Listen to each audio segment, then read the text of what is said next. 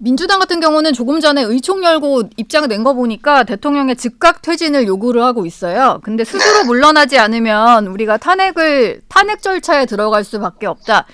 이런 얘기를 했는데 좀 구체적으로 전해지는 얘기를 들어보면 네. 이르면 오늘 탄핵안을 발의할 수도 있을 것 같더라고요. 왜냐하면 어제 그 대통령의 그 조치는 탄핵 사유가 될 수 있다라고 저도 개인적으로 생각하고 있습니다. 그러니까 요건 절차 다 안 맞는데 이렇게 무리하게 그 계엄령을 발동을 한 거기 때문에 탄핵 사유가 될 수 있지 않을까 이렇게 생각이 됩니다. 그런데 지금 이제 그 대통령도 그 있어서는 안 될 일이 발생한 거 본인이 그거를 또 이제 발동한 것에 대해서 응분의 책임을 져야 되지 않을까 그런 건데 응분의 책임을 지는 방식이 어떤 게 적절한지는요. 이제 뭐 저희 당의 또 의원총회 또 열리고 이제 지금 열릴 거고요.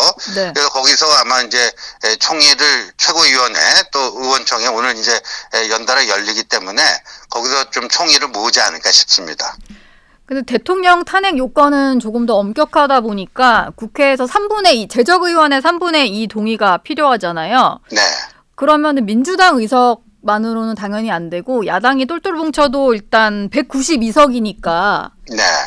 여당에서 이탈을 해야 탄핵안이 가결될 수 있다 이런 계산이 나오는데 물론이죠. 그러니까 그 항상 얘기하는 저희 당 의석수 108에 8 정도는 이쪽으로 동참을 해줘야 된다 뭐 그런 건데 이번에는 뭐 단순히 그런 게 아니고요. 지금 의원총회를 열어서 어느 정도 이제 오늘 바로 이제 중지가 모아질지는 지켜봐야 되겠습니다만 뭔가 이제 대통령이 응분의 책임을 져야 된다라는 공감대는 기본으로 깔리지 않을까. 기본으로 깔리지 않을까. 뭐 일부 강경 보수라고 해야 될까요? 뭐 아주 극단적인 그 사고를 하는 사람들은 어제 그 대통령의 그런 비상 조치를 지지하는 근데 좀 원내에 뭐 그런 의원이 아직까지 나타나지는 않고 있습니다. 탄핵 그 비상계엄 선포에 대해서 잘했다. 네. 그래서 오히려 계엄 해제를 하면 안 됐었다. 이런 네. 의견을 내는 일부 목소리도 있지만 이게 원내 의원들 중에는 없단 말씀이시군요. 아직까지 확인되는 건 없습니다. 예. 그리고 아마도 없지 않을까 이렇게 생각이 됩니다. 네. 그러니까 이게 굉장히 있어서는 안 될 일이 발생했다. 따라서 거기에 상응하는 책임을 져야 된다. 이런 정도 공감대는 기본으로 깔리면서 그럼 이런 상황에서 어떤 조치를 취하는 게 맞는지 거기에 대해서 이제 이 총의를 모으는 과정이 좀 있을 것 같습니다. 그럼 제가 좀 구체적으로 여쭤보면 예를 들면 네. 이제 김용현 장관에 대한 해임을 촉구를 하셨는데 네. 이런 것들이 좀 받아들여지지 않을 경우에는 여당 내에서도 대통령의 탄핵과 관련된 이탈표가 나올 수도 있다. 이렇게 좀 이해를 해도 되는 걸까요? 그럴 수도 있을 것 같고요. 그다음에 지금 이렇게 이제 탄핵 사유가 되면은 이제 이게 탄핵 소추를 의결하는 뭐 그런 절차를 이제 다수 야당이 추진할 수도 있고요. 그다음에 지금 우리 헌법 84조를 보면은 대통령은 재임 기간 중에 불소추 특권을 갖지 않습니까? 네. 근데 그 불소추 특권도 내란 외환죄를 제외한 다른 범죄의 경우에 불소추 특권을 갖는 걸로 돼 있죠. 예. 갖는 걸로 돼 있기 때문에 그런데 어제의 그 비상계엄령 발동이 이 내란죄에 해당되는 것 아닌가 하는 의견도 있습니다. 그 의견도 그 법률가들 중심으로 내란죄에 해당될 수 있다라고 하는 의견이 지금 제기되고 있기 때문에 만약에 그게 내란죄에 해당된다면 이 탄핵이라는 절차로 가는 게 맞는 건지 아니면 내란죄에 대한 수사로 가는 게 맞는 건지 뭐 등등 여러 가지 것들을 좀 종합적으로 판단해 봐야 되지 않을까 하는 생각입니다. 근데 예전에 한동훈 대표 보면 탄핵을 앞장서서 막겠다 이런 얘기를 하신 적이 있잖아요. 근데 네. 어젯밤에 그 비상계엄 선포 그리고 6시간 만에 해제 이 사태로 약간 상황이 달라졌다고 보시는 건가요? 그렇죠. 이거는 사정이 완전히 달라진 거죠. 한동훈 대표가 어떻게든지 대통령에 대한 탄핵 공세는 막겠다 하는 것은 어제와 같은 일이 발생하지 않는다는 전제에서 했던 건데, 어젯밤 있어서는 안 될 일이 대통령에 의해서 발생했기 때문에 상황 자체가 완전히 달라졌다고 봐야 될 것 같습니다.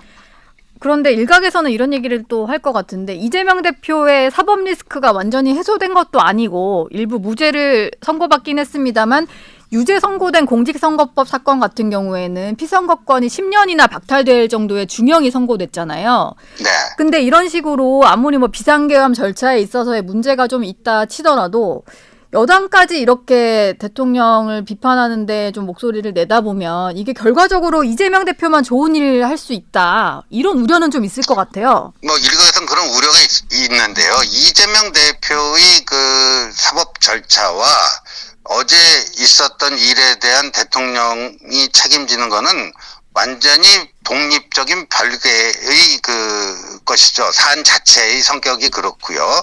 이재명 대표가 여기에 기대해서 본인의 모든 사법 리스크를 이 안으로 털어내서 뭐 정치적인 기회를 포착하려 한다면 그것 또한 국민의 심판을 면치 못할 것이다.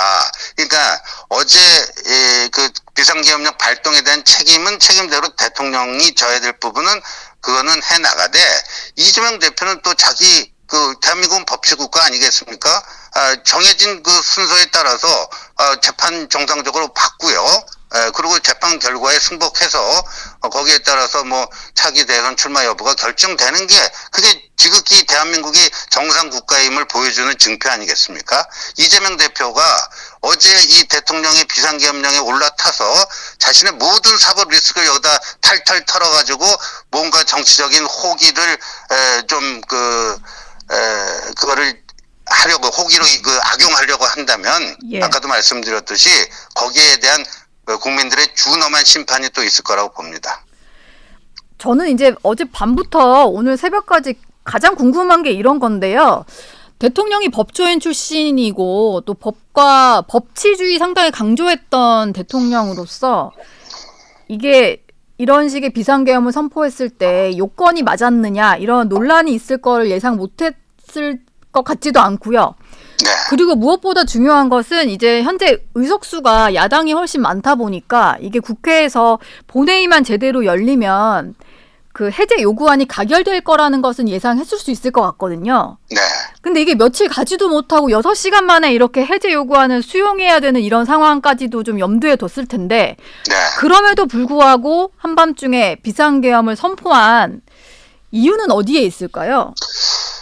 저도 예.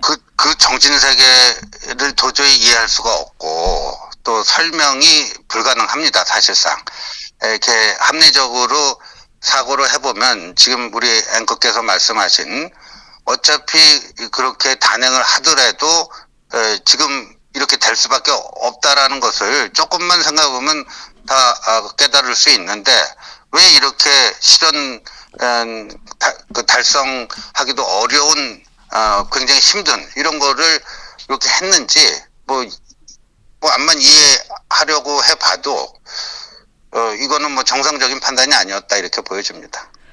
근데 뭐 일각에선 이런 얘기를 하더라고요. 대통령이 아예 실익이 하나도 없는 일을 했을 것 같지는 않고 어쨌든 거대 야당이 좀 횡포를 부렸던 것도 사실이니까 네. 대통령으로서의 권한을 최대한 행사해서 약간의 뭐 위력을 보여주려고 한 거다. 이런 해석도 있던데 여기에는 좀 동의하시나요? 위력을 보여줘서 그 야당의 그 부당한 정치 공세를 좀 약화시킬 수 있다면은 뭐 그것도 그럴듯한 얘기지만 그 야당의 공세를 더 약화시키는 게 아니라 오히려 더 심하게 되치기를 당해서 지금 본인의 어떤 그 정치적 생명이 위태롭게 된 뭐 이런 거 아니겠습니까?